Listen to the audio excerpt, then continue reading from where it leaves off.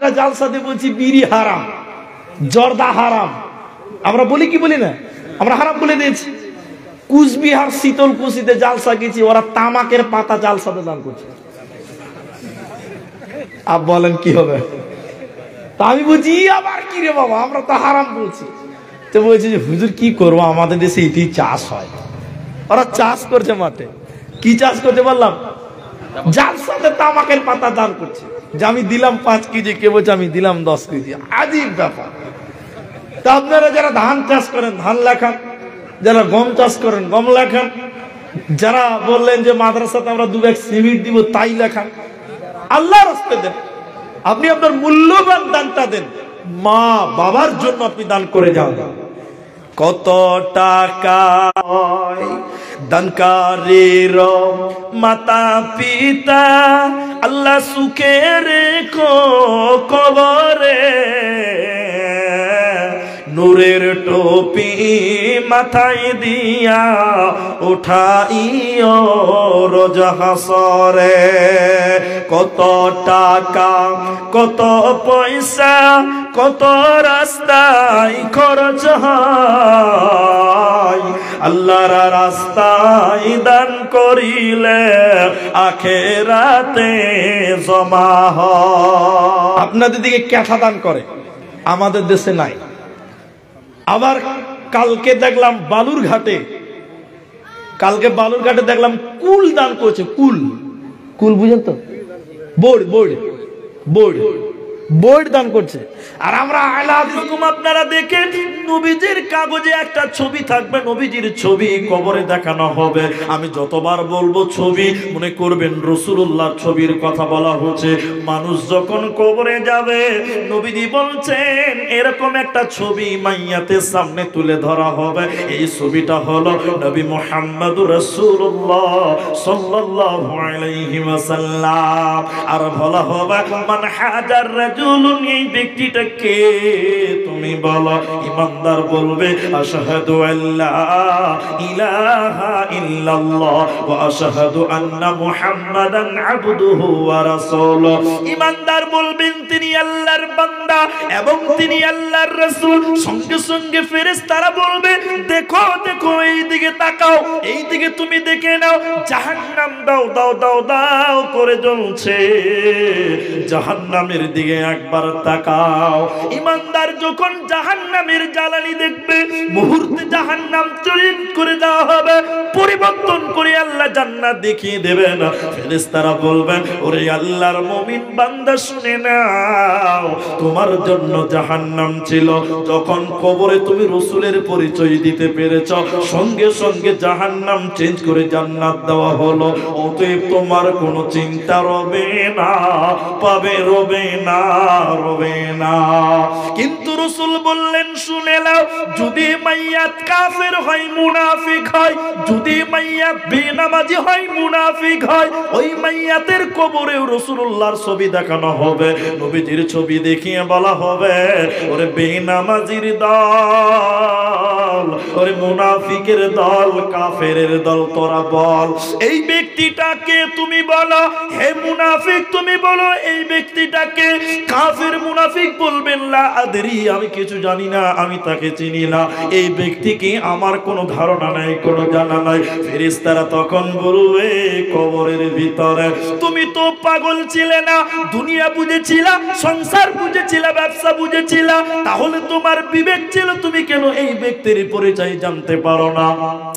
দ্বিতীয় বলা হবে ওরে আল্লাহর নাফরমান বান্দা, কিতাব ঘেটে কেন তুমি দেখো না, আল্লাহর কুরআন ঘেটে কেন এই ব্যক্তির পরিচয় নিতে পারো না?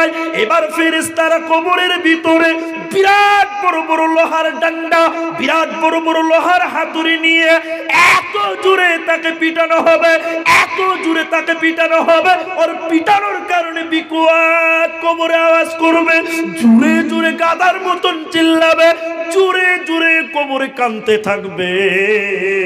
নবীজি বললেন ওর কান্নার আওয়াজ তামাম পৃথিবী শুনতে পাবে, শুনতে পাবে না মানুষ আর জিন। মানুষ আর জিন ব্যতীত তামাম পৃথিবীর কান্নার আওয়াজ শুনতে পাবে। কবরে ডান্ডা দিয়ে মারা হবে, লোহার হাতুড়ি দিয়ে পিটবে, আর হাউমাউ করে কবরে কানবে। ওর কান্নার আওয়াজ তামাম পৃথিবী শুনতে পাবে। বন্ধুরে, শুনতে পাবে না মানুষ আর জিন। অতএব কবরে কঠিন শাস্তি দেওয়া হবে যদি রসুলের পরিচয় না দেওয়া যায়। অতএব সতর্ক হয়ে যাও, সাবধান হয়ে যাও। কবর কবর কবর হায়রে, কবর গাহের মাটি, দুনিয়ার সব মায়ার পেছনে তোমারে জেনেছি খাটি। কবর কবর কবর হায়রে, কবর গাহের খা,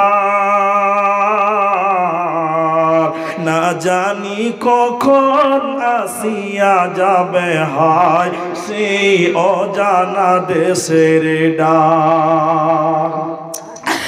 একটি সকাল একটি বিকাল কাটেনি যাদের ছাড়া, ভাবিতে পারিনি কেমনেতে হায় পর হয়ে যাবে আজ তারা। তেমনি একা একই আসিল ভবে, একা একই যাব বিদায় কালে পথের সাথী কোথায় গো পাব। কবর কবর কবর হায়রে, কবর গাহের মাটি,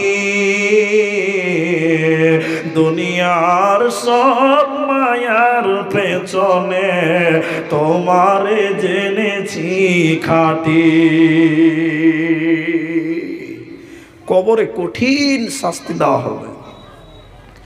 আর একটু শাস্তির কথা আপনাকে বলি, তাহলে যে কবরে রসুলের নাম বলতে পারবে না, রসুলের পরিচয় দিতে পারবে না, বাঁচার কোনো পথ নাই। একটা হাদিস বললাম।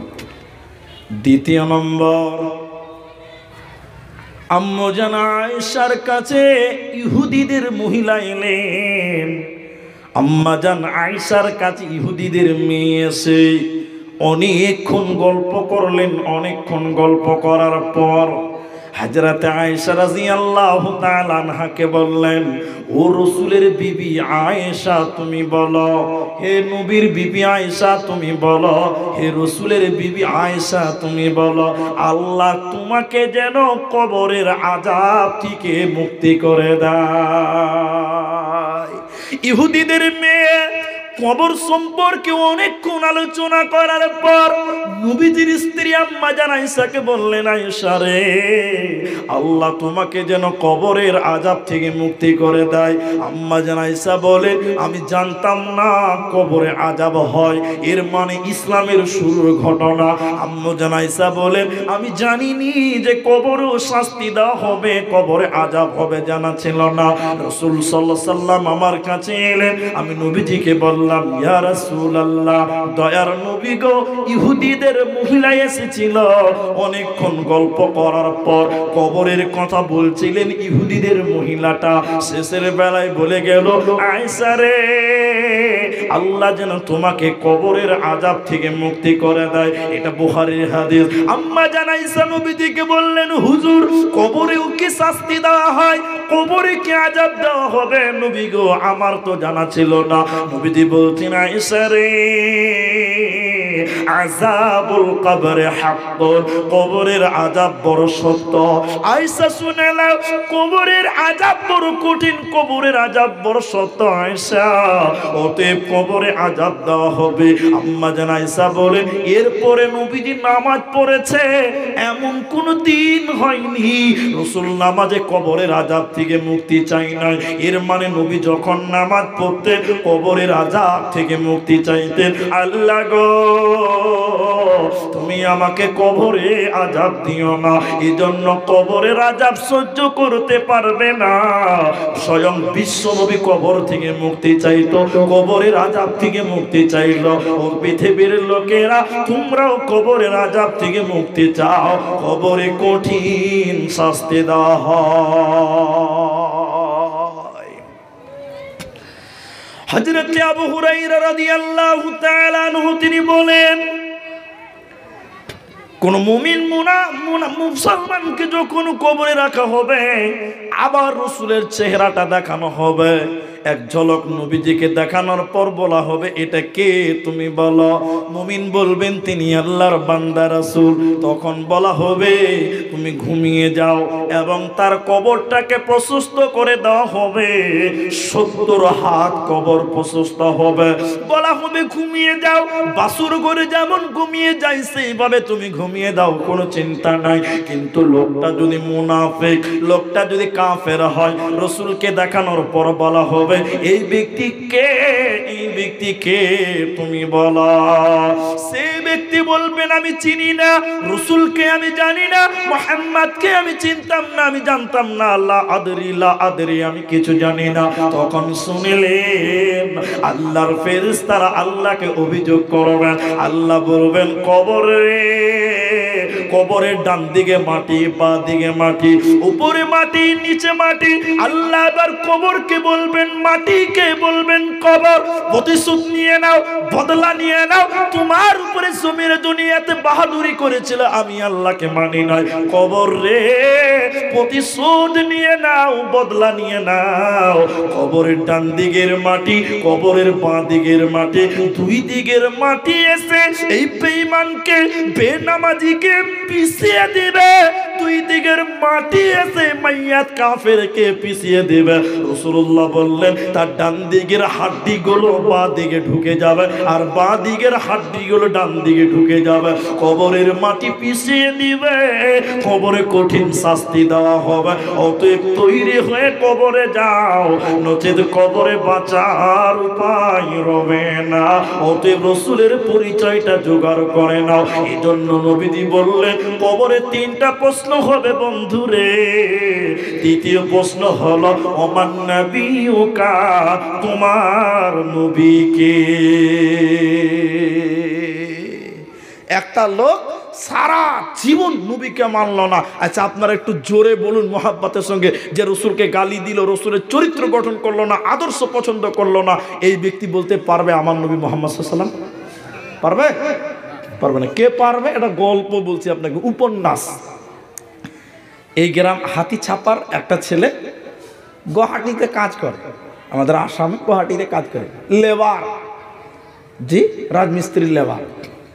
গরিবের ছেলে, রাতে এই চাদর ছিঁড়া ক্যাথা পেরে শুয়েছে। আল্লাহ, শুয়ে শুয়ে স্বপ্ন দেখছে, ওরে সুবহানাল্লাহ, স্বপ্নেতে কোটিপতি, বিলিয়ন বিলিয়ন ডলারের মালিক, লাখপতি হয়ে গেছে স্বপ্নতে, আর শুয়ে আছে ছিঁড়া ক্যাথাতে। বুঝতে পারছেন না? স্বপ্নে দেখছি এত টাকা, বড় বড় কোম্পানি, আর ওর সঙ্গীরা বলছে, স্যার আপনি কলকাতাতে একটা ফ্যাক্টরি করেন, আরো বড় লোক হবেন। এই স্বপ্নে দেখছে যে 3-4 বস্তা টাকা নিয়ে 2-4টে BMW গাড়ি নিয়ে আসাম থেকে চললো কলকাতার দিকে। শিলিগুড়ি পেরোলো, কিষানগঞ্জ পেরোলো, রায়গঞ্জ পেরোলো, গাজল পেরোলো, মালদা পেরোলো, কালিয়াচক পেরোলো, 16 মাইল পেরোলো, ফারাক্কা ব্রিজে যাবো, আর জোরে চল, কলকাতাতে ফ্যাক্টরি করবো। স্বপ্নে দেখছে শুয়ে আছে কোথা? ছিঁড়া কাতাতে। স্বপ্নে বলছে চল চল, ফারাক্কাতে উঠে গেল। যেতে যেতে স্বপ্নে দেখছে সামনে একটা 16 চাকার ডাম্পার এসে ঘুমের চোখে মেরে দিয়েছে ধাক্কা। ও ঘুমের চোখে বলছে ঘুম ভেঙে গেছে। ঘুম ভেঙে দেখছে যা সালা, ছিঁড়া কাতাতে শুয়ে যাবে, এখনই আমি কোটিপতি হয়ে গেছিলাম।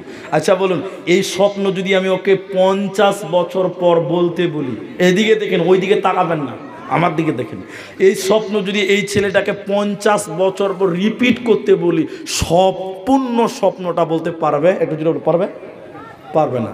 কিন্তু সবটাই যদি ভুলে যায়, ভাই একটা জিনিস ভুলবে না, কোনটা বলুন তো? যাক বাবা, বাঁচা গেল। ডাম্পারে যে খুন্দা মেরেছিল ওই থেকে বাঁচা, এইটা ভুলবে না। তার মানে স্বপ্ন পুরোটাই একটা স্বপ্ন, সব ভুলে যাবে, কিন্তু যেটা নিয়ে বেশি পেরেশান ছিল ওইটা কেউ ভুলবে না। কবরে কে বলবে আমার রাসূল মুহাম্মদ সাল্লাল্লাহু আলাইহি সাল্লাম?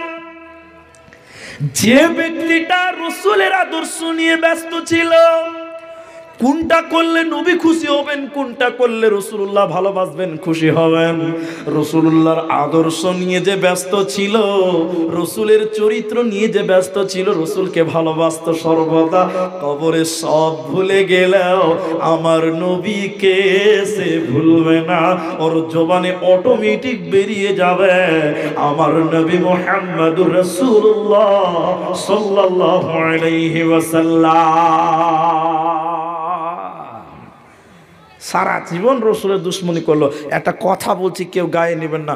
ইউটিউবার ভাই যারা আছো, তোমরা এই কথাটা তোমরাও শোনো, সবারই আমল করা দরকার আছে। নিজে শুনেন এবং প্রচার করেন আমার এই কথাগুলো। একটা লোক, আচ্ছা দাড়িটা রসুলের সুন্নাত, সুন্নাত না ভাই?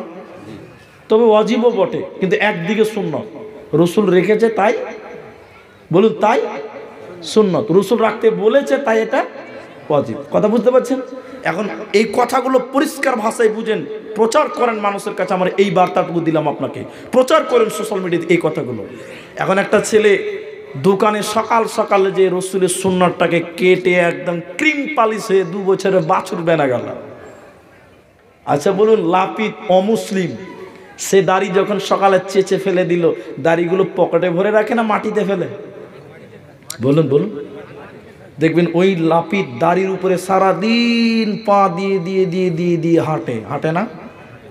রসুলের দাড়ির উপরে যদি পা দেয়, রসুল খুশি হবে তো নাকি? না নারাজ হবে? সারাদিন ওই লোকে 100টা কাস্টমার এসেছিল দোকানটাতে, 100টা কাস্টমার আপনার রসুলের দাড়ির উপরে পা দিয়ে দিয়ে হাঁটলো। হাঁটলো কে? একটা না বলুন, হাঁটলো। সন্ধ্যাবেলায় রসুলের দাড়িটাকে লাপিত পা দিয়ে খুঁচার পর ঝাড়ু দিয়ে একটা দোকানের কোণে রাখে। 7 দিন থাকবে, 10 দিন থাকবে। 10 দিন পরে যখন এতটি হবে, এটা বস্তাতে করে নিয়ে ওই স্ট্যান্ডের এমন জায়গায় ফেলবে যেখানে গোটা এলাকার লোক, এলাকার যুবকেরা ওই জায়গাতে পেশাব করে, ওই জায়গাতেই চুলদারি ফেলে, ফেলে না? ওই জায়গাতে ফেলে না? ওইখানে রসুলের সুন্নাতটা ফেলা হলো পা দিয়ে খুঁচার পর। আর একটা যুবক ছেলে চেনটা খুলে যে দাঁড়িয়ে দিয়ে ছাচ্ছা ছাচ্ছা করে রসুলের দাড়ির উপরে পেশাব করলো। আচ্ছা বলুন, এই লোকটার জন্য, এই লোকটার না, এই লোকটা কবরে রসুলের নাম বলতে পারবে? জোরে বলুন, পারবে? কোনো দিন পারবে না। অতএব রসুলের আদর্শ, রসুলের চরিত্র, রসুলের জীবনের আদর্শটা নিজের জীবনে নিয়ে আসতে হবে। তাহলে কবরে মুখস্থ করতে হবে না, এমনিতেই নবীজির নাম বেরিয়ে যাবে, নবী মুহাম্মদুর রাসূলুল্লাহ সাল্লাল্লাহু আলাইহি ওয়াসাল্লাম। দ্বিতীয় নম্বরটা শোনেন ভাই আমার, মা আল্লাহ তাবারক ওয়া তাআলার নবী বলছিলেন, মা দিনুকা, তোমার দিন কি? দিন কাকে বলা হয়? অনেক লম্বা কথা আপনাকে শর্টে নিয়ে আসতে হবে, কারণ এটা একটা মাদ্রাসা জালসা। আমি আপনাকে একটু বুঝাবার চেষ্টা করছি, বুঝার চেষ্টা করেন। দিন, দ্বিতীয় প্রশ্ন, তোমার দিন কি? কবরে 3টা প্রশ্ন। রব্বি আল্লাহ, কে বলবে যে রবকে রব বলে মেনেছিল, আল্লাহর বিধানগুলো মেনেছিল, ও বলবে আমার রব আল্লাহ। দ্বিতীয় বলছিলাম তোমার দিন কি, ওটা পেন্ডিং রেখেছি। তৃতীয় বললাম অমান নবিয়কা, তোমার নবীকে যে রসুলের চরিত্র গঠন করবে, এই ব্যক্তি বলবে আমার নবী মুহাম্মদ সাল্লাল্লাহু আলাইহি ওয়াসাল্লাম। দ্বিতীয় নম্বরটা তাহলে এবার শুনেলেন, মা দিনুকা, তোমার দিন কি? তুমি বলো, তোমার ইজিন কি, তোমার মতবাদ কি, তুমি কোন বিশ্বাসে বিশ্বাসী ছিলে, তুমি বলো। দিনের ব্যাপারে আল্লাহ শিখিয়ে দিয়েছে কোরআনে, ইন্নাদ দীনা ইনদাল্লাহিল ইসলাম। দিন কাকে বলা হয় এই কথাটা আপনাকে একবারে বুঝিয়ে দিচ্ছি। বোতলটা দেন ভাই, বোতলটা দেন, বোতলটা দেন। একটা জিনিস, পানি লাগবে না, পানি লাগবে না। এদিকে দেখেন দিন কাকে বলে, এদিকে দেখেন এটা বোতল, এদিকে দেখেন। বোঝাবার জন্য এটি ইস্তেমবাদ করলাম। কি হলো রে ভাই? এটা একটা বোতল। কথা বলিয়েন না বাপু, আস্তে। আমি আপনাদের এই আমার বাপজিকে বলছি, বাপজি খুব ঘেমে গেছি, তাই একটু শরবত দেন আমাকে, 1 গ্লাস শরবত খাবো। উনি বলছেন যে শরবত কাকে বলে? শরবত তো চিনি না। তখন আমি বললাম এরকম একটা বোতল নেবেন অথবা একটা গ্লাস, এই 1.5 বোতল পানি নেবেন বা 1.5 বোতল গ্লাস, 1 গ্লাস জল, 1.5 গ্লাস, ওতে 2 চামচ চিনি লবণ দিয়ে একটু ঘুটে দেন, তার নাম কি হলো? শরবত। পানি চিনি দিয়ে শরবত। দিন কাকে বলা হয়? এক কথাতে বুঝে নিতে হবে, আল্লাহর দিনকে, আল্লাহর হুকুমকে রসুলের তরিকায় মানার নাম হলো দ্বীনুল ইসলাম। আল্লাহর হুকুমকে নবীজির তরিকায় মানার নাম হলো দ্বীনুল ইসলাম। আরেকবার বললে বুঝে নেবেন, আল্লাহর হুকুমকে রসুলের তরিকায় মানার নাম হলো ইসলাম। কেউ যদি ইসলাম মানতে চায়, আল্লাহর হুকুম মানে রসুলের তরিকায় না মানে, এটা ইসলামী আমল হবে না, বরং বিদআত হবে। অতএব ইসলামের বিধান কাকে বলা হয়, ইসলামটা কাকে বলা হয়? বলে দিন হলো ওটা, আল্লাহর আদেশ রসুলের আমল, দুইটা মিলে হয় দ্বীনুল ইসলাম। তাহলে কবরে কে বলবে আমার দিন ইসলাম? আল্লাহর হুকুমগুলোকে যারা রসুলের মতন করে মেনেছিল, ওই ব্যক্তি বলবেন আমার দিন হলো দ্বীনুল ইসলাম। আর আল্লাহ বলেছেন ইন্নাদ দীনা ইনদাল্লাহিল ইসলাম, আল্লাহর কাছে একমাত্র গ্রহণযোগ্য মনোনীত দিনের নাম হলো দ্বীনুল ইসলাম। মাদানী সাহেব বলছিলেন, কেউ যদি খালি বলে যে আমাদের চাইতে অমুক দিনটা খুব ভালো, আমার আগে বলছিলাম, আমি শুনছিলাম আস্তে আস্তে, যে কেউ যদি বলে যে ইসলামের চাইতে অমুক ধর্মটা বেশি ভালো আমার নজরে, তাহলে সে ইসলাম থেকে বেরিয়ে গেছে। মাদানী বলছিলেন, তাহলে ইসলাম কোনটা? আল্লাহর হুকুমটা রসুলের মতন করে নাও, তাহলে এটা হবে ইসলামের গণ্ডির ভিতরে, এটা হবে ইসলামী আমল। আর যদি না হয়, আল্লাহর হুকুম রসুলের মতন করে না হয়, তাহলে ভাই কবরে বলা যাবে না যে আমার দিন হলো ইসলাম। এজন্য নবীজি প্রতি নামাজে আল্লাহর কাছে আশ্রয় চাইতেন, আল্লাহ আপনি কবরের আযাব থেকে আমাকে মুক্তি দিন। কি বলে মুক্তি চাইবেন? দোয়াটা শিখিয়ে দিব, শুনলেন? নবীজির জীবনে কোনো গুনাহ ছিল না, এরপর কবরের কথা বলতেন, শুনলেন? মাঝখানে দোয়াটা বলার আগে আরেকটা পয়েন্ট বলে দিই, গুরুত্বপূর্ণ কথাটা। আল্লাহর নবী বলেছেন, কেউ যদি জানাজাতে শরীক হয়, তাহলে তাকে 1 কিরাত নেকি দেওয়া হবে। 1 কিরাত বামানা 1 উহুদ পাহাড়, 1 কিরাত বামানা 1 উহুদ পাহাড়। কেউ নবী বলেছেন, কেউ যদি দাফন কাফন কমপ্লিট পর্যন্ত থাকে, তাহলে তাকে 2 কিরাত নেকি দেওয়া হবে। 2 কিরাত বামানা 2 উহুদ পাহাড়। রসুল জানাজার ব্যাপারে, কবরের ব্যাপারে এত অফার করছেন কেন, এত অফার দিচ্ছে কেন? তার কারণ রসুল বলছে, হে পৃথিবীর লোক, তোরা কবরের কাছে আয়, তোরা কবরের কাছে দাঁড়া। কারণ কবরের কাছে যদি মানুষ দাঁড়ায়, কবরের কথা স্মরণ হয়। কবরের কাছে মানুষ দাঁড়ালে মানুষের ভিতরে কবর স্মরণ হয়, আখিরাত স্মরণ হয়, কবরের কথা মনে হয়। আপনি জানাজা পড়তে গেছেন, বাবার লাশটা দেখছেন, বাবার জানাজার কবরটা দেখছেন, বাবার কবরটা যখন দেখবেন মনটা কেঁপে যায়, আমার বাপ ওই জায়গাতে শুয়ে আছে। এজন্য রাসূল বারবার তাগিদ দিয়েছে, কেউ জানাজাতে গেলে 1 উহুদ পাহাড়, কেউ দাফন কাফন কমপ্লিট হলে 2 উহুদ পাহাড়, এতটা নেকি তার আমলনামায় দেওয়া হবে।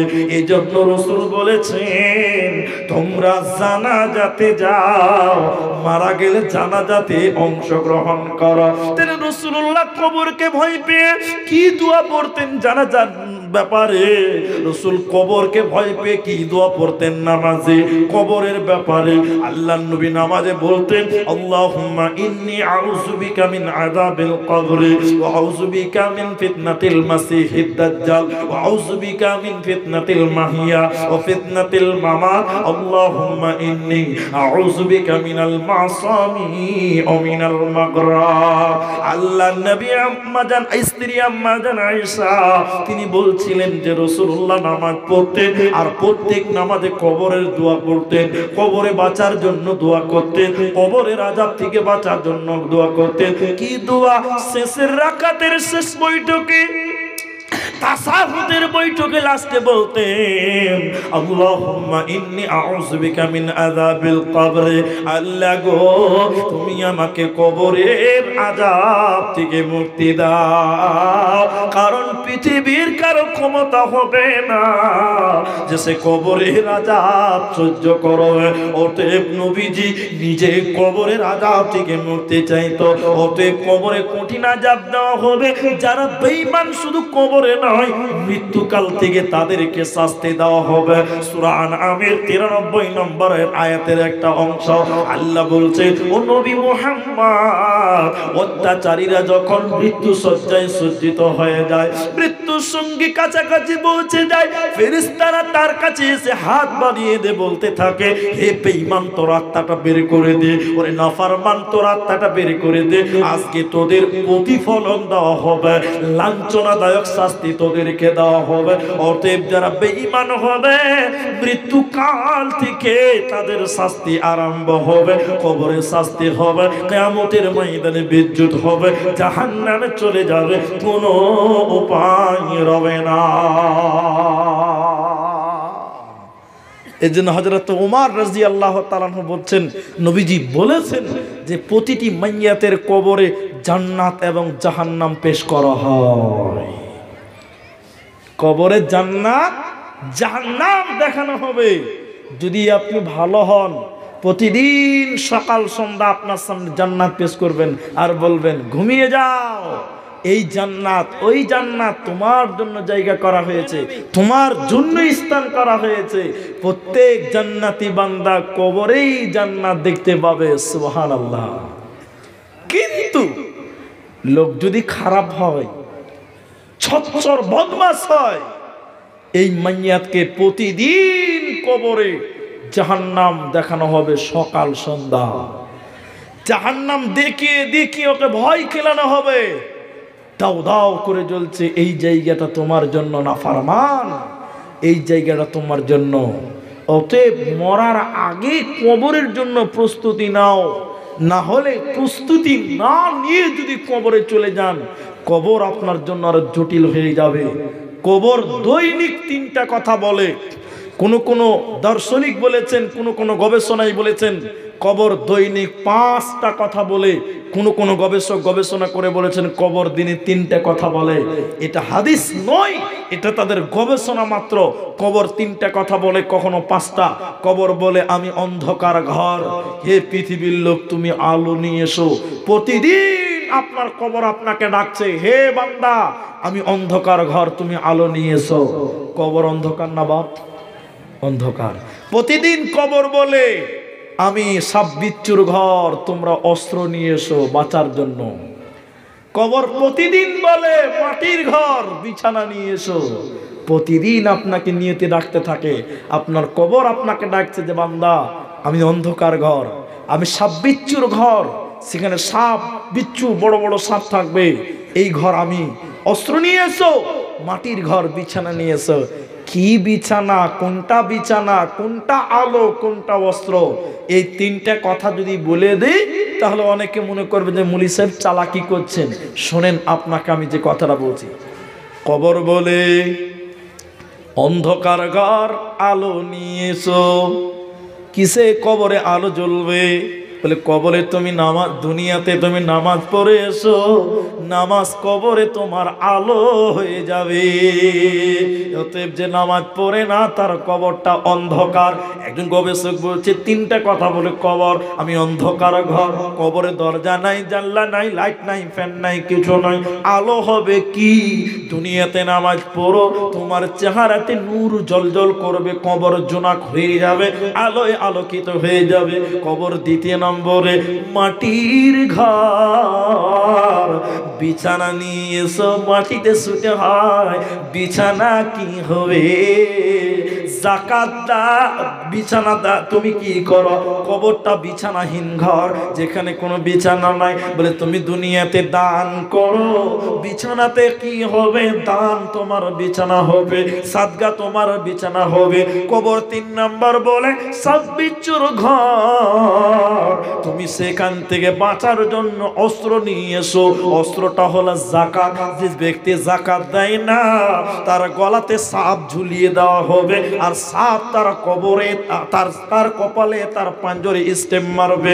অতএব যদি সাপের কামড়, বিচ্ছুর কামড় থেকে বাঁচতে হয়, দুনিয়াতে যাকাত দিতে হবে যে যেটুকু দেওয়ার মতো। যাকাত খাবে কে? যারা যেখানে এতিম মিসকিন তারা খাবে। যদি আপনার মাদ্রাসায় এতিম থাকে, গরিব থাকে, মিসকিন থাকে, মাদ্রাসাতে যাকাত দেন, কোনো অসুবিধা হবে না। যাকাত দিলে কবরের শাস্তি থেকে বাঁচা যায়। শুনিলেন কবরের শাস্তি থেকে বাঁচবেন কি করে? সেখানে পেশাব করবেন না, গাছের তলায় পেশাব করবেন না, যেখানে মানুষেরা বিশ্রাম নিতে পারে, বসতে পারে, সেরকম জায়গায় পেশাব করবেন না। নদীর ঘাটে, পুকুর ঘাটে, আপনার কিনা পানিতে আপনি পেশাব করবেন না। এই পানিতে পেশাব করলে, গাছের তলায় পেশাব করলে কবরে আযাব হয়। আর বিছানা কি হবে? দান সাদকা করলে যাবতীয় বিপদ আপদ থেকে বাঁচা যায়। রাসূল বলেছেন সাদাকাতু তারাদ্দুল বালা, মানুষের জীবনে বড় বিপদ হলো কবর, এটা একটা বিপদ। যদি দান করেন, সাদকা করেন, বিপদ দূর হবে, বালা দূর হবে, বিপদ দূর হবে। এজন্য রাসূল বলেছেন as-সাদাকাতু তারাদ্দুল বালা, দান সাদকা করলে বালা বিপদ আপদ দূর হয়ে যায়। আর বান্দার জীবনে কবর হলো একটা বড় বিপদের জায়গা। অতএব সেই বিপদ থেকে বাঁচতে গেলে দুনিয়াতে দানের হাত তোমাকে প্রশস্ত করতে হবে, তাহলে তুমি কবরে আনন্দে আনন্দিত হবে, কবরে জান্নাত দেখতে পাবে, বাসুর ঘরের মতন ঘুমিয়ে যাবে, কোনো চিন্তা রবে না, রবে না। ভাইয়া, সেই কবরে আপনার বিছানা হবে জান্নাতের, সেই কবরে নূরে মনোয়ার করতে হবে। বিনিময়ে আপনাকে দুনিয়াতে কিছু সতর্ক, কিছু আমল, তার মধ্যে একটা আমল হলো আল্লাহর রাস্তায় বেশি বেশি করে দান করা, সাদকা করা। আমি চলমান গাড়ি, এখন আছি, কিছুক্ষণ পরে নেমে যাব, চলে যাব, সেই কবরে সবাইকে যেতে হবে। আপনি যাবেন, আমি যাব। কবরে কেউ দুনিয়া থেকে এক মুঠা কিছু নিতে পারবেন না, 1 টাকা নিতে পারবেন না, কারণ কবরের পোশাকে, কাফনের কাপড়ে কোনো পকেট থাকে না। অতএব সেখানে যে জান্নাতের বিছানা আপনি চান, দুনিয়াতে আপনাকে দান সাদকা করতে হবে।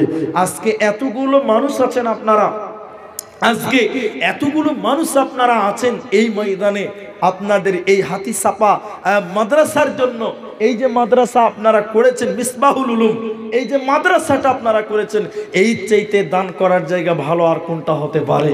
বর্তমান সময়ে এই টাইমে এটাই পারফেক্ট জায়গা যে কোরআনের প্রতিষ্ঠানে আপনি দান করবেন, সাদকা করবেন।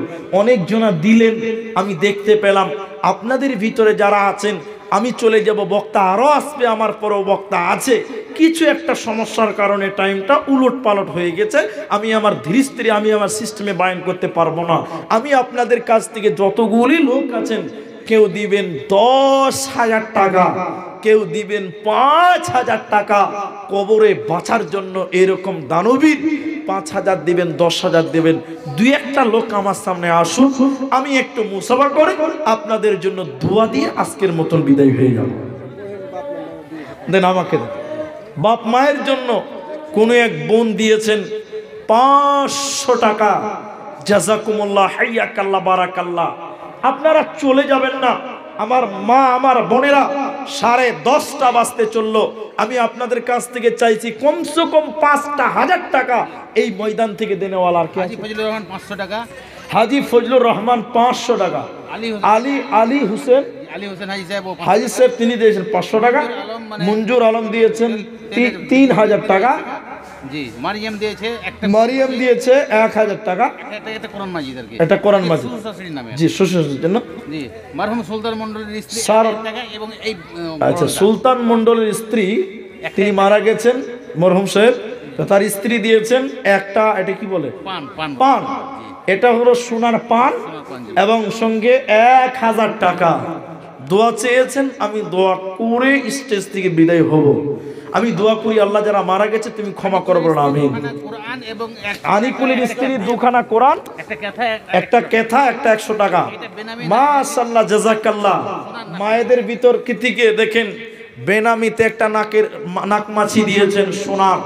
আল্লাহ জেনে এই মায়ের দান কেউ কবুল করে, সকলে বলেন আল্লাহুম্মা আমিন। আমার সহকারী শিক্ষকের আব্বা 50 টাকা। 1000 টাকা এবং 25 কেজি। আমার ভাইজানের আব্বা তো তিনি দিয়েছেন 1000 টাকা, আর 25 কেজি ভুট্টা। 50 কিলো ভুট্টা। জাযাকাল্লাহ, হাইয়াকাল্লাহ, বারাকাল্লাহ। আল্লাহুম্মা আমিন। আল্লাহুম্মা সাল্লি। কি নাম ভাই? এই গ্রামের বাড়ি গোবিন্দপুর। মোহাম্মদ ইসমাইল মায়ের জন্য 200 টাকা। আপনার আব্বা 50 কিলো ভুট্টা। জি, জাযাকাল্লাহ, হাইয়াকাল্লাহ, বারাকাল্লাহ। আল্লাহুম্মা আমিন। আল্লাহ গো, মায়ের জন্যতে দেখো দিল 200 টাকা দান, কবুল করে না তুমি দয়াবান। আরো দোয়া করব কত জন্যতে তাহার, গুনাহ খাতা মাফ করো তুমি পরওয়ার। আমিন আমিন আমিন। আমি আপনারা হাই চলে যাবেন না, মনে করছেন যে প্রধান বক্তা উঠে গেছে, শেষ মানে জালসা শেষ না। আমার পরে জি, আমার বলতে পারি। চলেছে না? জি, ওবায়দুল্লাহ ফালাহি হাফেজাহুল্লাহ তিনি আপনাদের কাছে আসবেন।